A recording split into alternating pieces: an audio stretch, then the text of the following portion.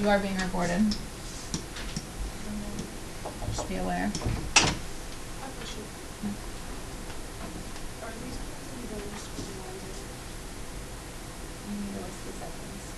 Oh, okay. All right, well, I'm just sure here. I can get all the points. Segments.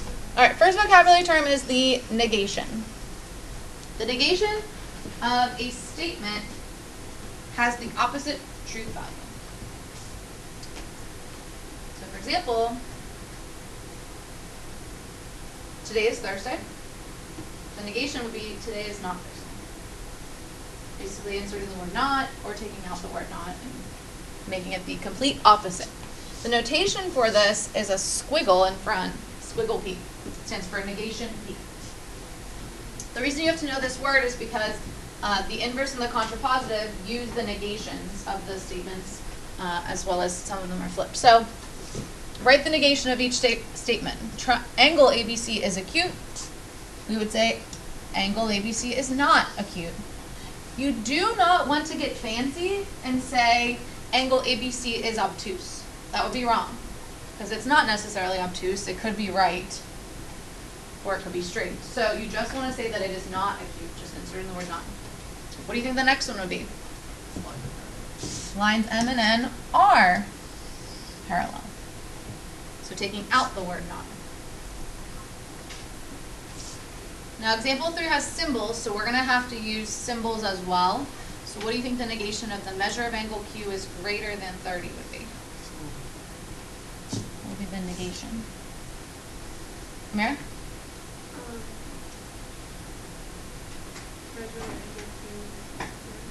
Close. Less than or equal to. So since this one didn't have an equal bar, we'd have to include the equal bar on the negation. And the negation of today is not Saturday would be that today is Saturday. Okay, so again, don't get fancy and change and add in new words. You're just either inserting the word not or taking out the word not. That's it. You said today's not Saturday. That would just sound silly. Always insert not and use not. Always insert or remove the not. Always insert it, do another. All right, so we know original conditional statement is something in the form if something, then something. So if I'm in period 4-5, then I'm in honors geometry. We also learned the converse, which remember switch the hypothesis and conclusion would say if I'm in honors geometry, then I'm in period 4-5. So flipping those around. Today we'll learn two other types of statements. The first one is the inverse. The inverse of a conditional statement negates both the hypothesis and the conclusion. So it's going to add the not into each of them. And you might remember some of the symbols that we saw. A conditional statement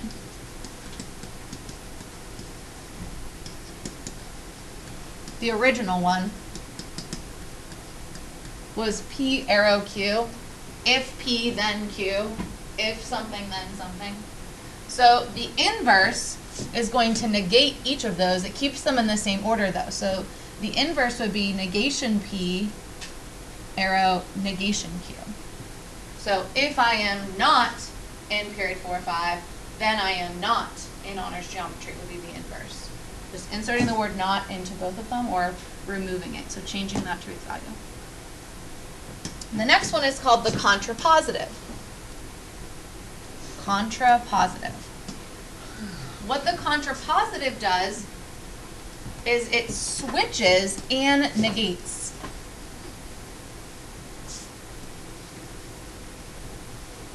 Okay, so it is going to switch the hypothesis and conclusion and negate them. So you would take the original statement, switch it, and negate it, which would be negation Q, arrow, negation P. Many students, because you usually have to find the inverse and the contrapositive, will find the inverse first, and then basically you're taking the converse of this to find the contrapositive.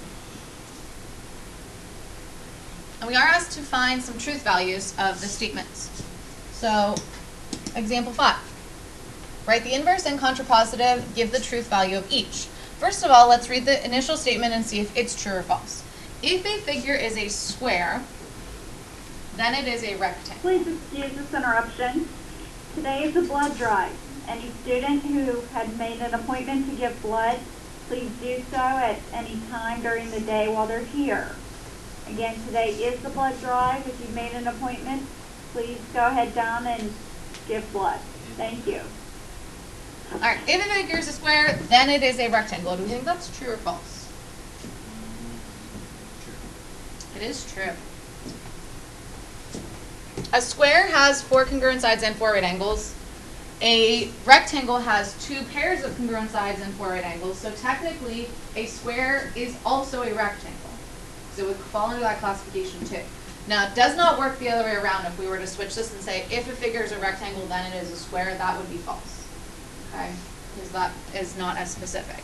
All right, so the inverse, and this was our P arrow Q.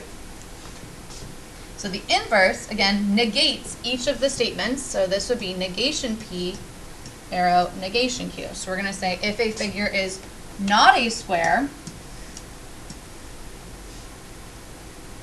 then it is not a rectangle. If a figure is not a square, then it is not a rectangle.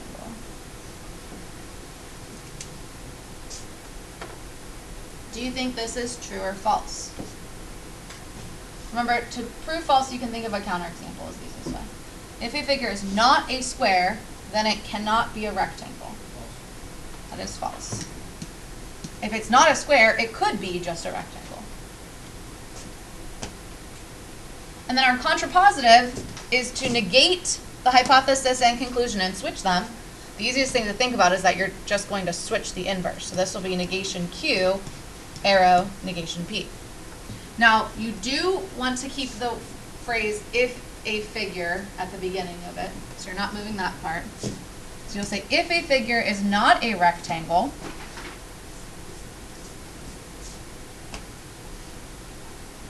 if a figure is not a rectangle, then it is not a square.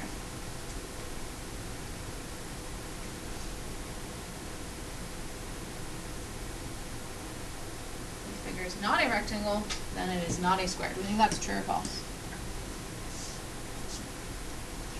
It is true. Now I'm going to kind of tell you something that we're going to learn on the back of the notes. The truth value of the original statement and the truth value of the contrapositive will always be the same.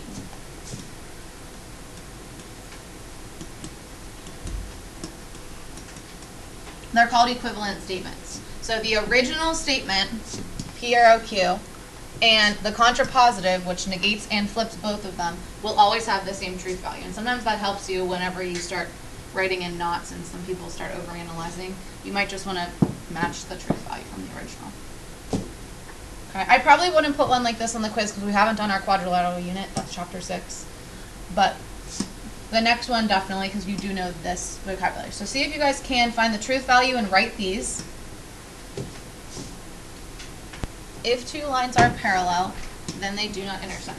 Is that true or false? Original. Evelyn? True. All right, who can tell me what they had for the inverse? Evan?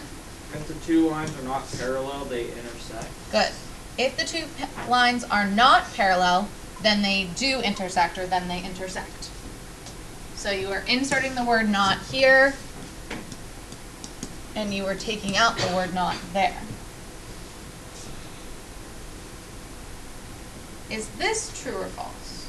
Jada? False. Why? Yes. Remember, to prove false, you're thinking of a counterexample. So skew lines are not parallel, and they don't intersect. So that would be a contradiction. So that's a false.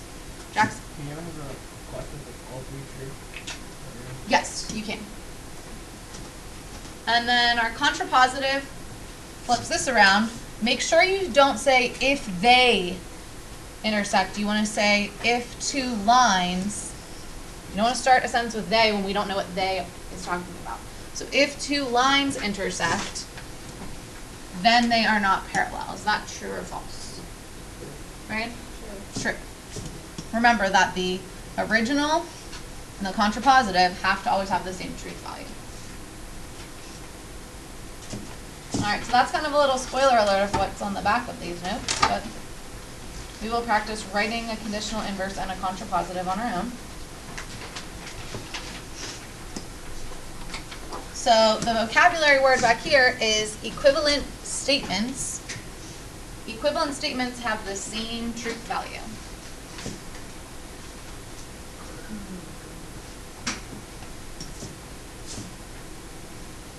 So I told you that the original conditional statement, P arrow Q, and the contrapositive, negation Q, arrow, negation P, these are equivalent statements. Okay, they're always going to have the same truth value.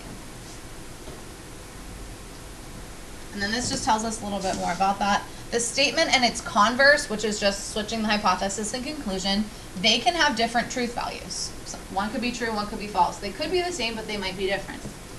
The conditional statement and its inverse can have different truth values, and we saw that on the front, where the original was true and then the inverse was false. But the contrapositive, and this is what I told you on the front, the conditional and the contrapositive have to have the same truth value. These two things are always going to have the same truth value. They're either both true or both false. And again, those are called equivalent. This is just like kind of a summary of all the different terms we've learned and showing you an example of each. Okay, this one they want us to write a conditional statement. So write an if-then statement, something like if something, then something. Write the inverse, and write the contrapositive. I'd like you guys to do that. Well, actually, tell me the conditional first. Michaela?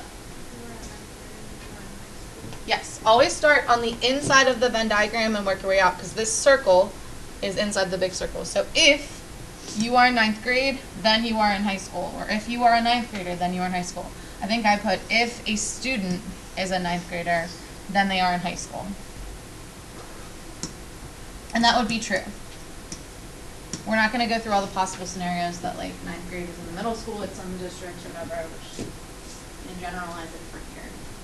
See if you guys can do the inverse and the contrapositive and state a truth value. Oops. What would the negation be for that one? Will you choose A, B, C, or D? Evelyn? Say again? D. Greater than. How about what is the negation of y is greater than 8? Greater than 8. Miguel? Less than or equal to 8. Very good. And then what is the inverse of P, arrow, U? Choose there. Maybe D. Remember, the inverse negates each of them and does not switch them around.